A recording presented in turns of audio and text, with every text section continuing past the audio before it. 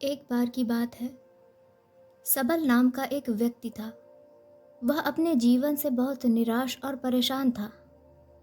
उसकी निराशा का कारण यह था कि अभी तक उसके पास धन कमाने का कोई जरिया नहीं था, जिस कारण उसके घर वाले उसे दूसरों का उदाहरण देकर ताने मारते थे कि अपने मित्रों को देखो, वे सब तो कामयाब हो गए और तू यहीं का यहीं है। जब भी वह कहीं बाहर जाता तो लोग उससे पूछते कि तुम क्या कर रहे हो, और उसे यह बताने में बहुत शर्म महसूस होती कि वह अभी तक कुछ नहीं कर रहा है। धीरे धीरे उसने लोगों से मिलना जुलना छोड़ दिया और वह केवल अपने बेरोजगार होने के दुख को मन में लिए रहता। उसका दुख इतना बड़ा था कि उसे लगता था कि वह धरती पर बोझ है और उसके बस में कुछ भी करना नहीं है। वह कुछ कर ही नहीं सकता तो जी कर क्या करेगा। उसे मर जाना चाहिए। वह अकेले में बैठकर रोता और भगवान को दोष देता। एक दिन नगर में उसने एक गुरु को देखा जो दुख के विषय में प्रवचन दे रहे थे। सबल भी वहां पहुंच गया जहां गुरु प्रवचन दे रहे थे। गुरु ने कहा, दुख एक गुरु की तरह होता है जो आपको जीवन भर के बारे में समझाता और बताता है। यह आपको सही से जीने का तरीका बताता है। आप चाहे तो दुख रूपी गुरु से जीवन जीना सीख सकते हैं। सबल ने गुरु की सारी बातें सुनी। उसने गुरु से कहा, दुख कुछ सिखा कर नहीं जाता बल्कि पीड़ा देकर जाता है। दुख की पीड़ा अनंत होती है। ऐसा लगता है कि इसके बाद कुछ नहीं मिलने वाला, कुछ नहीं होने वाला। मृत्यु भी उसके सामने कम लगती है। गुरु ने सबल से कहा, क्या दुख है तुम्हें? सबल ने अपनी परेशानी गुरु को बताई और कहा, क्या मेरे दुखों का आपके पास कोई समाधान है? गुरु मुस्कुराए और बोले, जब तुम्हारे जीवन में असली दुख आए तब मेरे पास आना, मैं उसका समाधान अवश्य करूंगा। यह कहकर गुरु वहां से चले गए। सबल ने सोचा, क्या मेरा दुख असली नहीं है? क्या यह दुख जो मैं झेल रहा हूं यह दुख नहीं है?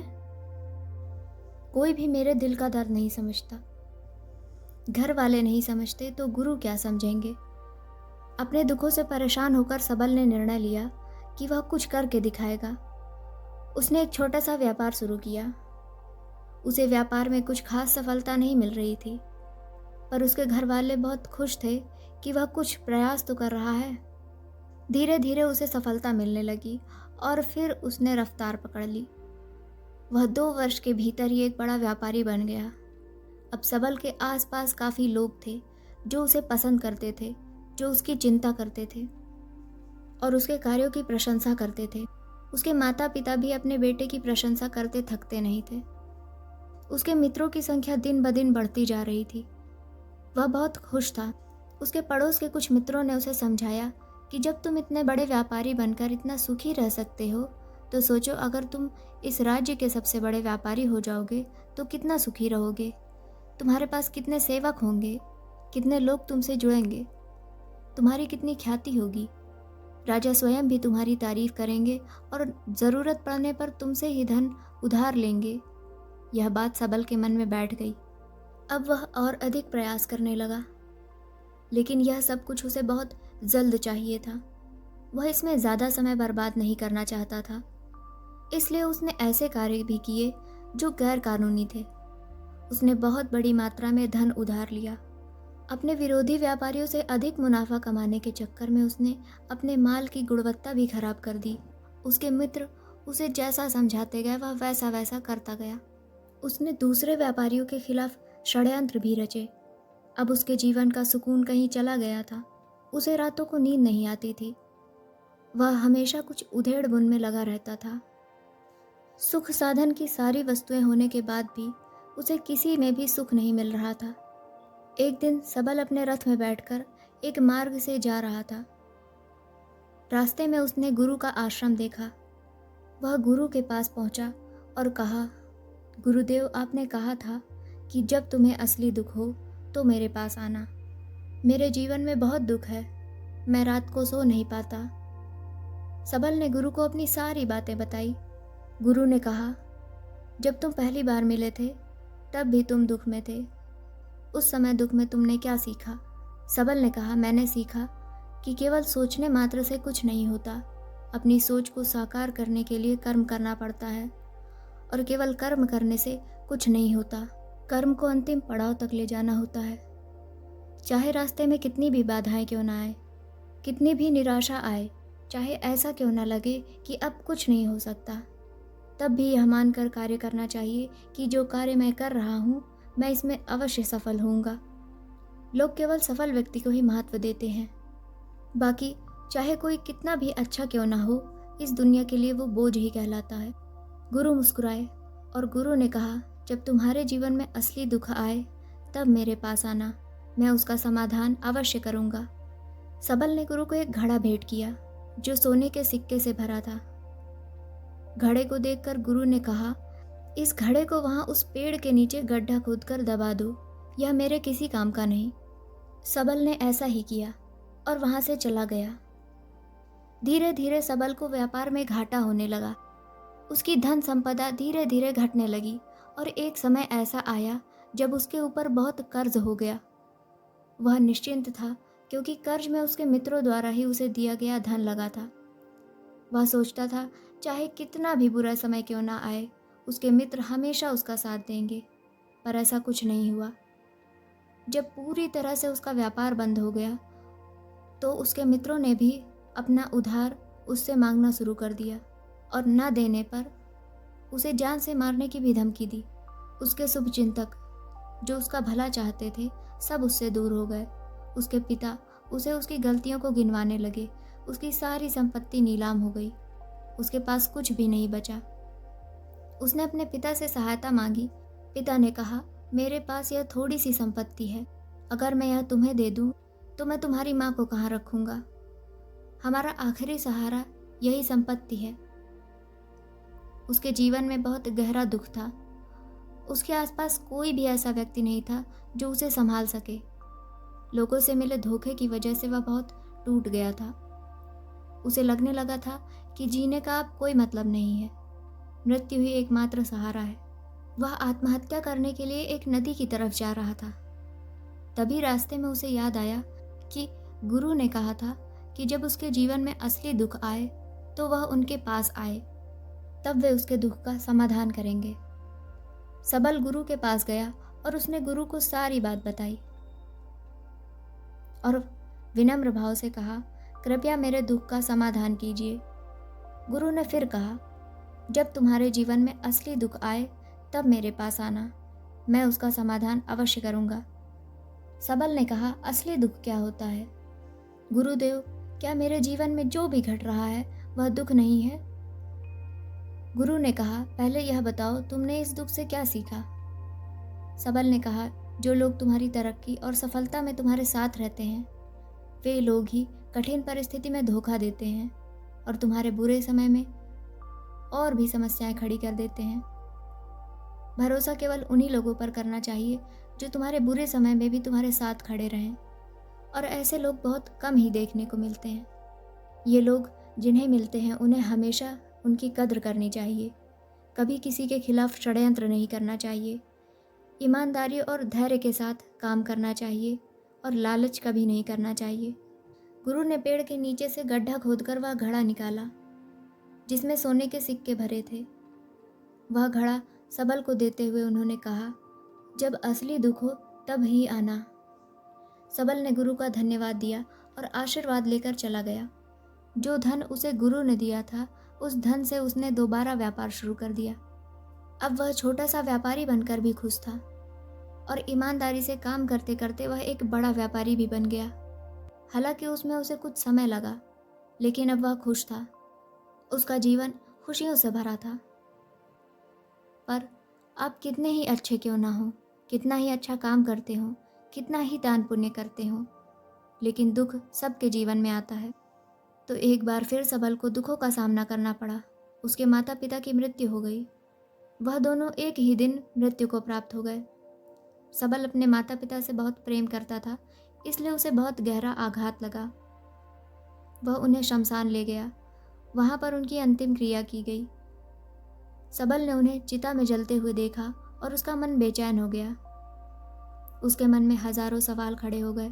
जब वह घर वापस आया तो उसने अपने माता पिता की संपत्ति को देखा, जिसके लिए वे हमेशा लड़ते रहते थे। आज वह लावारिश पड़ी थी। उसकी देखरेख करने वाले, उसके लिए लड़ने वाले चले गए थे। उसके पिता ने जो भी धन इकट्ठा किया था, सब यहीं रखा रह गया। एक दिन पहले तक वे अपनी संपत्ति के लिए किसी से भी लड़ने को तैयार थे, पर आज नहीं। यह सब सोच सोचकर उसका मन बेचैन हो रहा था। उसके मन को खालीपन और डर ने घेर लिया। उसे कुछ समझ नहीं आ रहा था, इसलिए वह गुरु के पास पहुंचा। गुरु ने सबल को देखते ही कहा, क्या कोई दुख है? सबल ने कहा, वैसे तो जीवन में कोई दुख नहीं है, पर आज मेरे माता पिता की मृत्यु हो गई है और मेरा मन बहुत विचलित तथा दुखी हो रहा है। गुरु ने कहा, इसमें दुखी होने वाली क्या बात है? एक दिन सबके प्रियजनों को मर जाना है। इस संसार में कोई अनंत काल के लिए नहीं आता है। सबको एक ना एक दिन मृत्यु को प्राप्त होना है। तुम भी एक दिन मर जाओगे। हो सकता है कल या आज ही तुम्हारी मृत्यु हो जाए। सबल ने कहा, गुरुदेव आप यह क्या कह रहे हैं? मैं भी मर जाऊंगा, पर अभी तो मैं जवान हूँ। गुरु ने कहा, इस प्यारे से भ्रम में तो सभी जीते हैं कि मृत्यु तो केवल बूढ़ों को ही आती है, परंतु मृत्यु का उम्र से कोई लेना देना नहीं है। गुरु के मुख से यह बातें सुनकर सबल चुपचाप वहाँ से चला गया, क्योंकि उसका मन बेचैन हो गया था। वह कुछ खालीपन सा महसूस कर रहा था। दिन रात वह अपने बारे में ही सोचता था। उसके मन में कई सारे प्रश्न उठ रहे थे कि क्या जीवन का अर्थ केवल जन्म लेना और मर जाना ही है? पर वह अपने किसी भी सवालों के जवाब को नहीं ढूंढ पा रहा था और उसका दुख बढ़ता ही जा रहा था। कुछ दिन के बाद वह वापस गुरुजी के पास पहुंचा और गुरु को सारी बात बताई। वे मुस्कुराते हुए बोले, आज पहली बार तुम्हारे जीवन में असली दुख उत्पन्न हुआ है। सबल ने कहा, गुरुदेव मेरे दुखों का समाधान कीजिए। गुरु ने कहा, हम सब जीवन भर क्या इकट्ठा करते रहते हैं? सबल ने उत्तर दिया, गुरुदेव सभी लोग धन संपत्ति, मान सम्मान, प्रेम, परिवार, मित्र, शत्रु, पद प्रतिष्ठा आदि इकट्ठा करते रहते हैं। तभी गुरु ने पूछा, क्या इनमें से कुछ भी इकट्ठा करके हम अपने साथ ले जा सकते हैं? सबल ने कहा, नहीं गुरुदेव, इनमें से कुछ भी साथ नहीं जाता। मेरे माता पिता के साथ भी कुछ नहीं गया, सब तो यहीं छूट गया।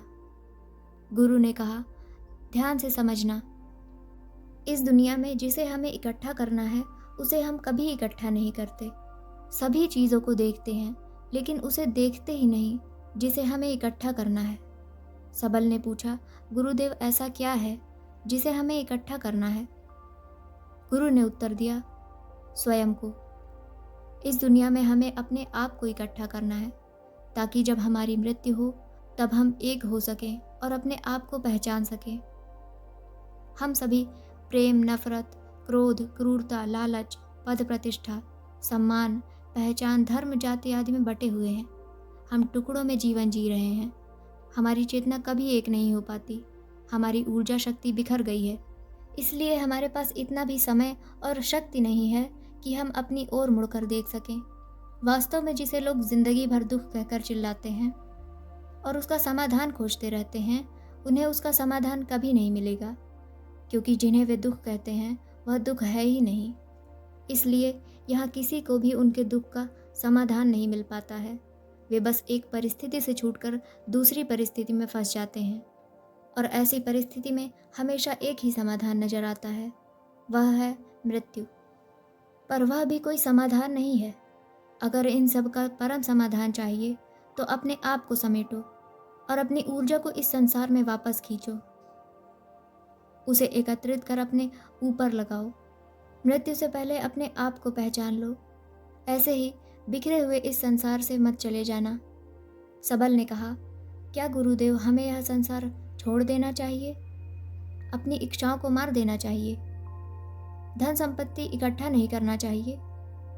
गुरु ने कहा, इच्छाएं, कामनाएं और वासनाएं ऐसे ही निकलती हैं, जैसे पहाड़ से कोई पत्थर गिर रहा हो, जिस पर पहाड़ का कोई नियंत्रण नहीं होता है, सिवाय देखने के, परेशान होने तथा कुछ खोने के।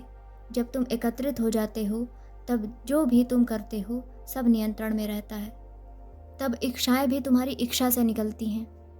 यह सब सुनने के बाद सबल भावुक हो गया और गुरु का धन्यवाद करते हुए उसने बोला, आपने मेरे सच्चे दुखों का निवारण कर दिया है। अब मैं अपने आप को एकत्रित करूँगा। और कहा, गुरुदेव, मानव शरीर में बहुत ऊर्जा है, बहुत शक्ति है, पर यह बेकार की चीज़ों में बटकर रह जाती है। जैसे एक शक्तिशाली मशीन किसी बच्चे के हाथ में दे देने पर वह बच्चा अपनी अज्ञानता के कारण उसका सही इस्तेमाल नहीं कर पाता है, उसी प्रकार हम भी अपनी अज्ञानता के कारण इस शरीर की शक्तियों का सही उपयोग नहीं कर पा रहे हैं। खुद को एकत्रित करने का मतलब यह नहीं होता कि हम संसार छोड़ दें, सन्यासी हो जाएं, झोला उठाकर कहीं चल दें तथा अपने लिए या अपनी आने वाली पीढ़ी के लिए धन संपत्ति इकट्ठा ना करें। इतना कहकर वह व्यक्ति गुरु के चरणों को छूकर वहाँ से जाने लगता है और गुरु भी उसे अपनी आंखों से ओझल होते हुए देखते रहते हैं। दोस्तों, मुझे उम्मीद है कि इस कहानी से आपने बहुत कुछ सीखा होगा। तो इस वीडियो को लाइक करें और कमेंट करके ज़रूर बताएं कि आपको ये कहानी कैसी लगी। और हर हफ्ते ऐसी ही लाइफ चेंजिंग वीडियोस पाने के लिए चैनल को सब्सक्राइब करें और बेल आइकन ज़रूर दबा दें, ताकि जब भी कोई वीडियो आए तो उसका नोटिफिकेशन सबसे पहले आपके पास जाए।